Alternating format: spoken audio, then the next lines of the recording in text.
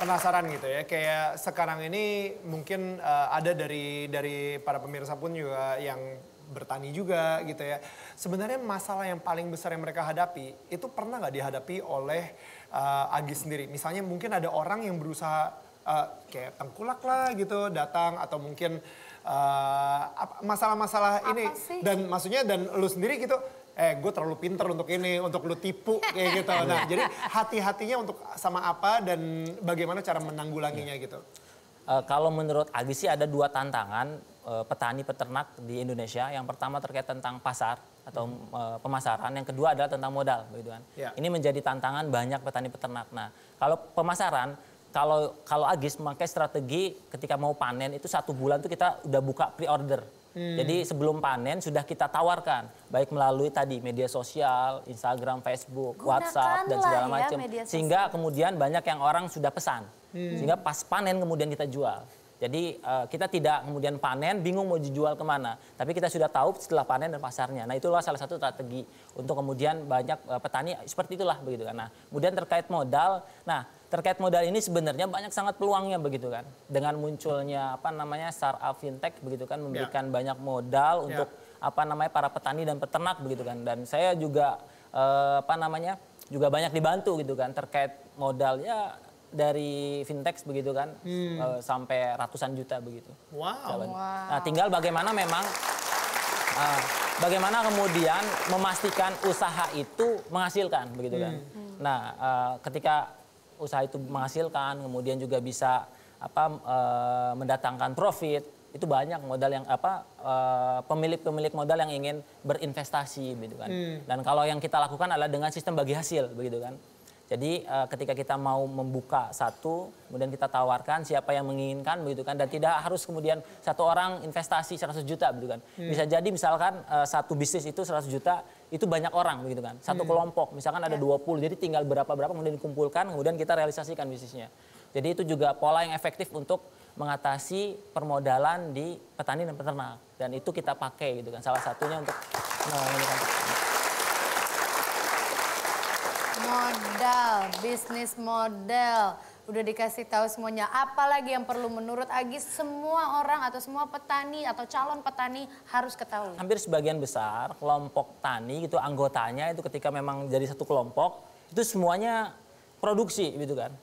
Jadi ketika mau masarkan bingung. Nah kalau di kita menyarankan kelompok tani, misalkan satu kelompok tani 21 orang, oke lah yang 18 orang budidaya, yang 3 orang ini sudah mencari pasar. Nah ini pola ini juga mengembangkan, jadi jangan sampai semua kelompok tani anggotanya ke sawah semua begitu kan. 3 orang harus berangkat mencari pasar.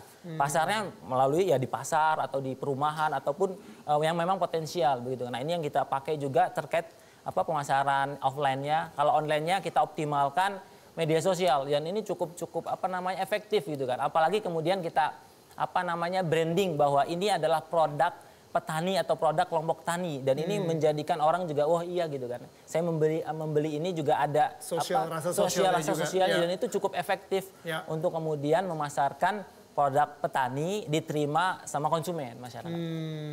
Oke, that's amazing. Jadi yang tadi saya perhatikan juga gitu ya, selain marketing, kamu tadi bilang kamu memakai WhatsApp, Facebook, Instagram, sosial media lah. Melek sosial media dan melek digital lah ya. Nah ngomong-ngomong jualan sayur-sayuran juga melalui online atau mungkin kambing tadi melalui online, itu jualan juga tuh? Ya betul. Jadi kambingnya masih hidup pas di... Masih hidup. Ya kalau online ini kan cuma strategi bagaimana kemudian saya menjualkan produk hasil pertanian atau peternakan itu ke masyarakat secara umum begitu kan. Nah, kita bersyukur juga dengan adanya peluang online, produk-produk kita juga bisa sampai bukan hanya di sekitar Serang atau Banten, ini di luar Banten juga banyak begitu kan. Bahkan produk-produk olahan kita semacam kefir ini sampai ke luar pulau juga ada.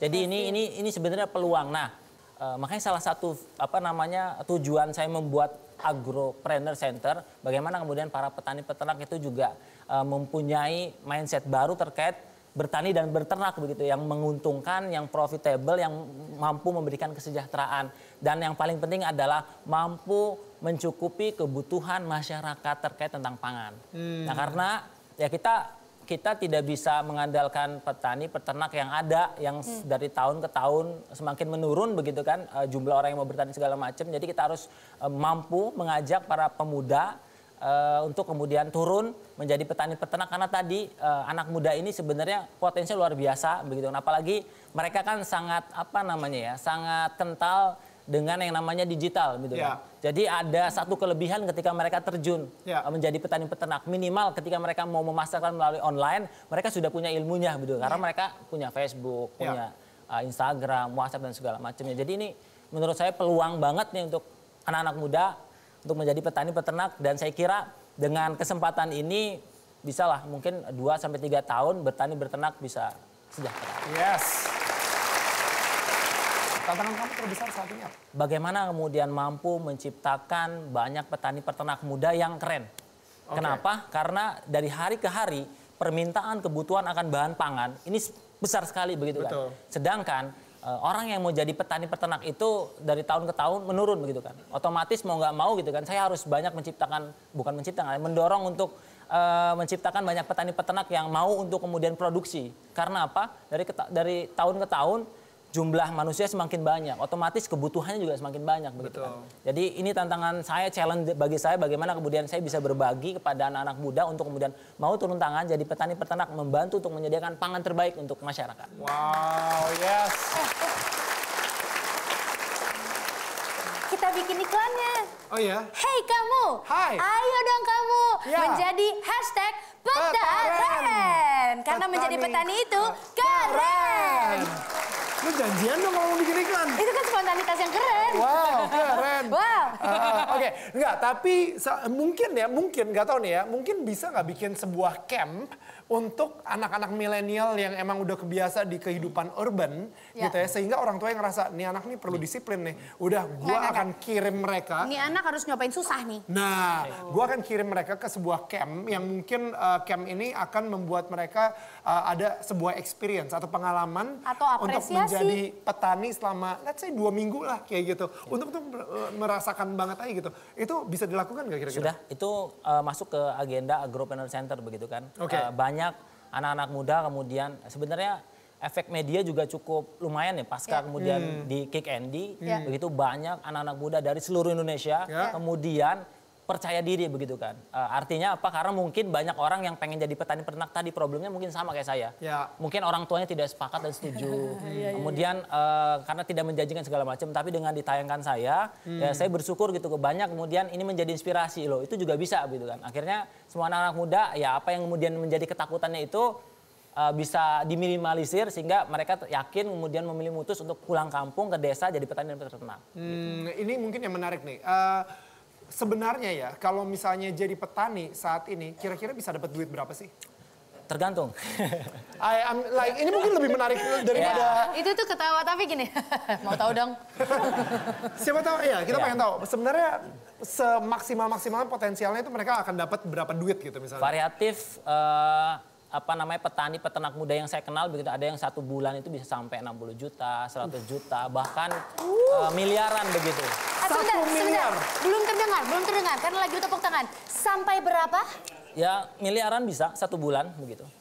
Bisa miliaran dalam 1 bulan hanya menjadi petani saja gitu ya. So betul sekali, jadi dan kita juga sudah belajar tadi bisnis modelnya dan ada kemungkinan yang sangat besar kalau misalnya Anda saat ini cuma ngertinya strategi bisnis, data analisis dan lain-lain. Kalau misalnya itu bisa diterapkan di sebuah pertanian gitu ya, malah itu akan menguntungkan bisa sampai miliaran rupiah sebulan.